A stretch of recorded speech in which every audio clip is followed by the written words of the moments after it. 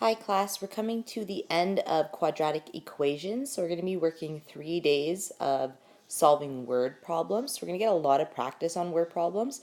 And coming in overall, we're coming to the end of quadratics and we'll be moving on to trigonometry in about a week's time. So day 1 of word problems here, quadratic equations.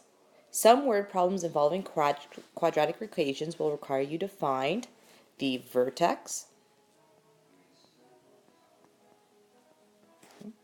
the y-intercept, or the x-intercepts. Okay, so really in the end, those are what we're going to be finding. You need to make sure when you're working through these problems that you read the equations and questions very carefully to determine what you're trying to find. I would even recommend to draw a sketch. So draw a sketch, okay, to kind of help guide you through what elements are they asking you to solve for, maybe the max or min of an equation, right? Are they asking you to solve for where the height starts from? Or are they asking you to solve maybe where something lands or the time frame or the distance? So to find the vertex, okay, you can, one, complete the square.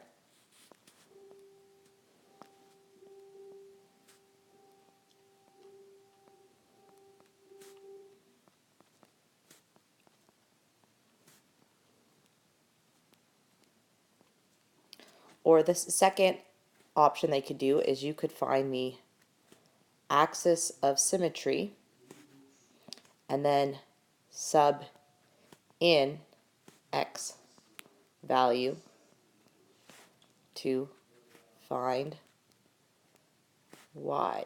So sometimes there might be a couple of different ways to go about solving a problem. Okay? To find the x-intercepts, you can factor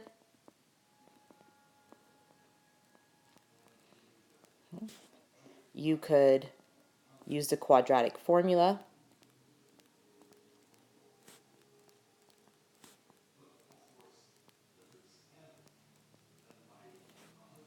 or you could sub 0 into vertex form. Sub 0 into y of vertex form. So there is a couple ways to go about solving those equations as we get going. So let's do a couple examples to kind of guide you on a track and to what we could be doing here. So in a science class, a mini rocket is launched as an experiment. Okay, the height of the mini rocket is modeled by h equals negative 7.5 t squared plus 45 t plus 1, where h is the height in meters and t is the time in seconds. Find the maximum height reached by the rocket. So again, just a little diagram here, guys. What we're saying here is this rocket was launched, okay? It has a little bit of a pathway like this, okay? So we know that it's opening down, so it just kind of gives us a direction of what's going on here and what it might. We also know this represents the height and this represents the time as we get going. Also, you need to recognize that this equation is given to us in standard form right now, okay? And standard form already identifies to us the y-intercept. Okay, so that's my y-intercept. Okay, so there's some information about each of the forms. Now, what the question is asking for us to do here, though, so if we zoom in, find the maximum height reached by the rocket. So they're asking us to find this maximum height reached by the rocket, which we also know as find the vertex.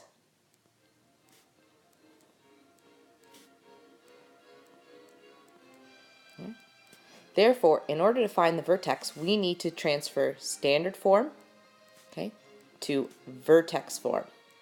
And in order to do that, we have to complete the square.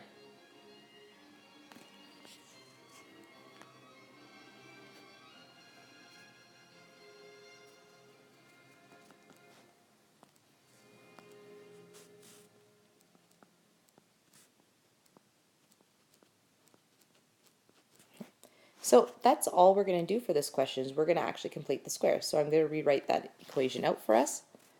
So h equals negative 7.5 t squared plus 45t plus 1. Okay? And I'm going to go about completing this square. So the first step to completing the square is grouping, okay, the first two terms and pulling out the coefficient here. So if I was to pull that out, okay, negative 7.5, okay, left in the brackets would be t squared, and then 45 divided by negative 7.5 would turn into negative 6t, okay, plus 1. So now what we're going to do is we're going to make a perfect square, okay, by using this value. So just on the side, just a reminder, b equals negative 6 divided by 2, which gives us a value of negative 3, which would be my h value. But then if I want my b value in the equation come out, we're going to get 9.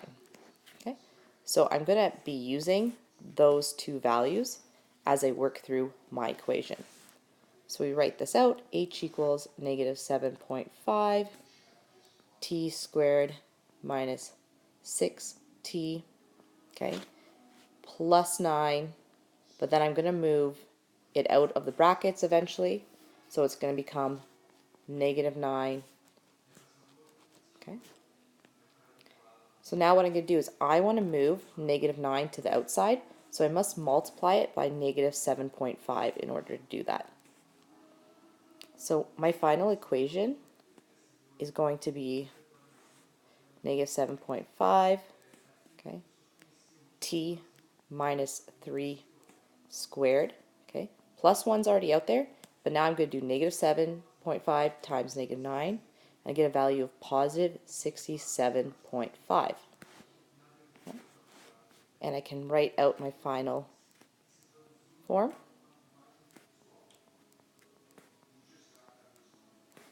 Plus 68.5.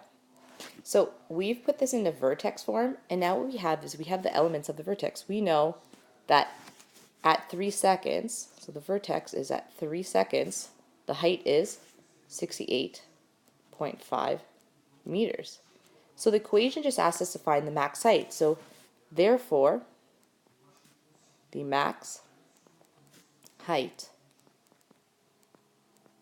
is 68.5 meters. So all we had to do in this situation to solve was just to complete the square. And you're going to find a lot of the problems today are based around that, okay, and in the homework. So let's look at another example where we're going to have to complete the square to solve. So just flipping to your next page, okay. So a company determines their profit function to be p equals negative 4x squared plus 48x minus 108, where p represents the profit in thousands of dollars and x represents the number of units sold in hundreds. Okay, it's a little bit, remember, hundreds, okay? Determine how many units the company must sell to maximize the profit. So again, this question A here is asking us to find when is the max profit occurring, right? So when is the vertex, right? Therefore, we're looking for the vertex, okay? Because we're looking for the peak. If you notice, we are giving standard form of an equation again, okay? So we're going to now, again, we're going to go from standard form to vertex form. And in order to do that, we need to complete the square. Okay?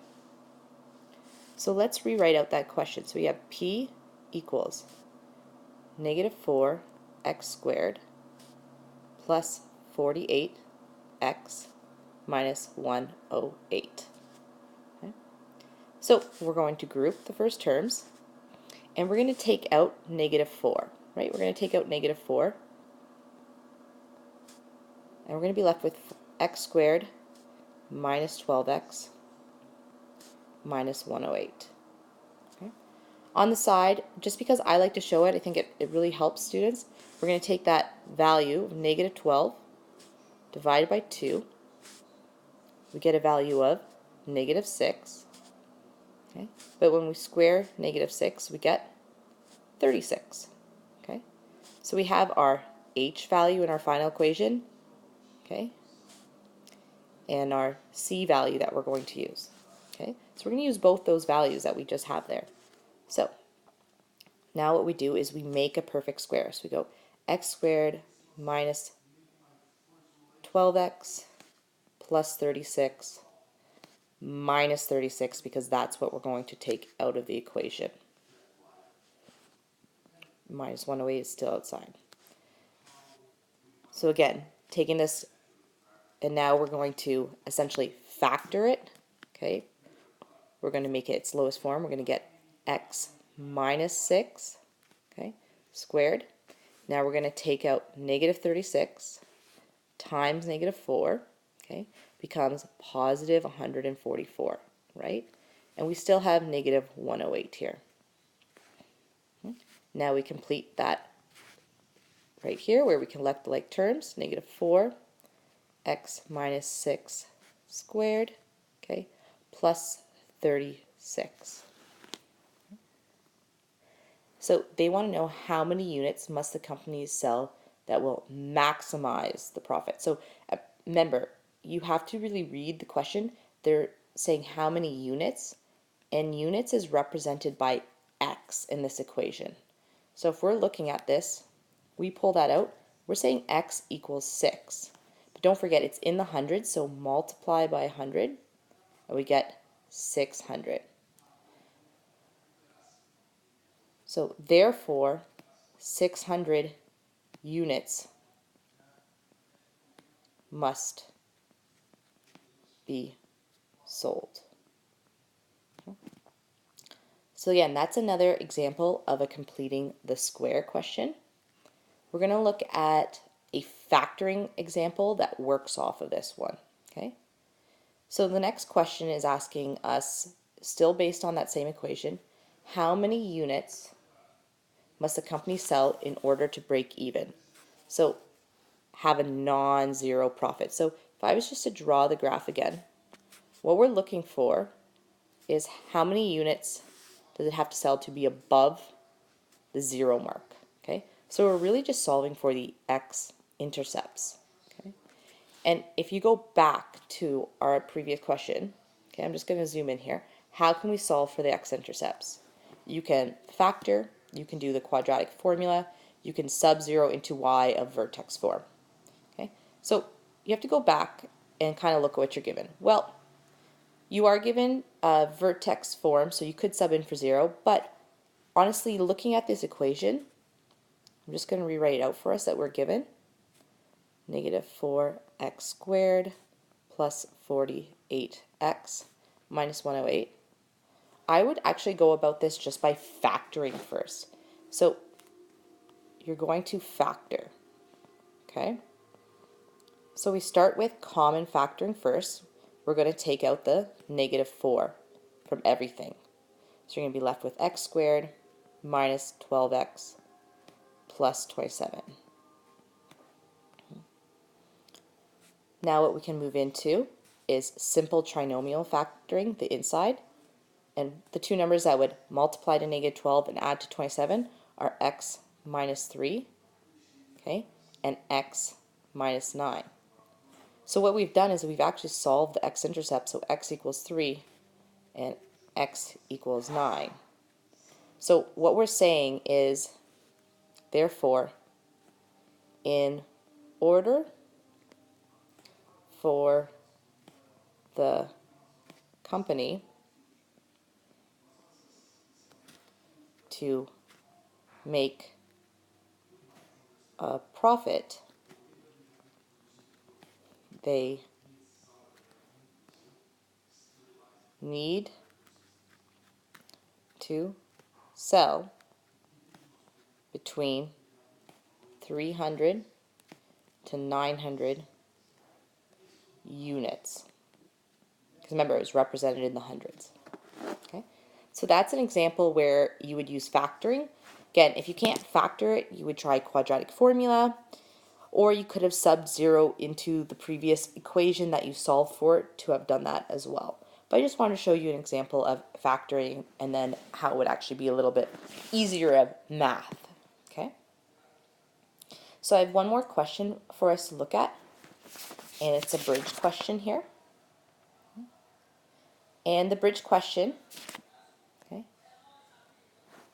the middle of a cable of a suspension bridge is modeled by the equation h equals 0.025 d squared plus d, where h is the height below the top of the bridge and towers, and d is the horizontal distance from the first bridge tower. Find the distance between the two bridges. Okay. So what they're saying here is they want to find the distance between, I'm just going to highlight the towers here. Okay. The nice part is they give us this equation, h equals 0.025 d squared plus d. Okay. And I just want you to kind of think about this in another way. This is a little bit of a hint. H really equals 0.025 d squared plus 1d, right, because of 1, plus 0. So this is your A value, this is your B value, this is your C value. So just don't forget those would essentially exist in this problem. Now, you should always, always, always try common factor first. Try CF factoring first. Because if you actually try CF factoring first, you'll notice that if I common factor out 0.025 from this equation, okay, and the d value, okay, I'm actually going to be left with d plus 40. Okay, so I'm actually able to factor this equation and come up with nice numbers.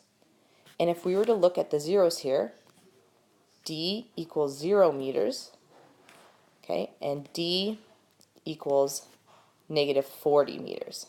Now, all they're saying is why it would come out negative 40 is because of how it's graphed from, okay? So the graph is based off here on the equation, okay? But really, we're just looking at what was the distance between 0 and negative 40. So what is the distance here between them? It's 40 meters, okay? That is what they're asking for. So it's not negative 40. They're just asking what's the difference between 0 and negative 40. It's 40 meters in distance, okay? So 40 meters apart are the two towers. So that is a couple of examples of how to find x-intercepts and how to find the max vertex today, and we'll be doing that for the next couple of days in class as well, guys. So your homework today is outlined here. Page 64, number 11 and 12, page 68, number 8, page 69, number 5, 7, 8, page 71, number 2. What I'm going to do as well is I'm going to post those answers for those questions so you can look through as well. Okay? Have a great day.